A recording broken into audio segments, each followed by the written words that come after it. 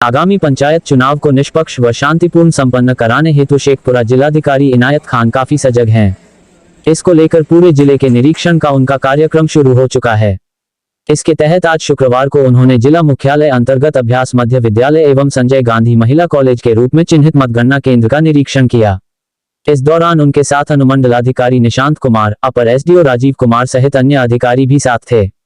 जिलाधिकारी ने भवन प्रमंडल के कार्यपालक अभियंता को कल से कार्य प्रारंभ करते हुए चुनाव से 10 दिन पहले कार्य पूर्ण करने का आदेश दिया।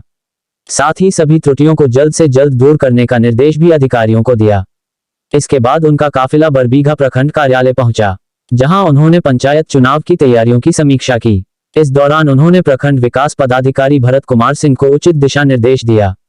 साथ ही नगर परिषद बरबीघा को सभी चिन्हित स्थलों पर अच्छी तरह से साफ सफाई करने हेतु निर्देश दिया गया। प्रखंड का विजिट किया।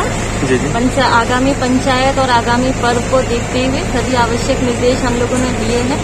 पूरी तैयारी है। प्रशासन मुस्तैदी के साथ शांतिपूर्ण चुनाव संपन्न कराए।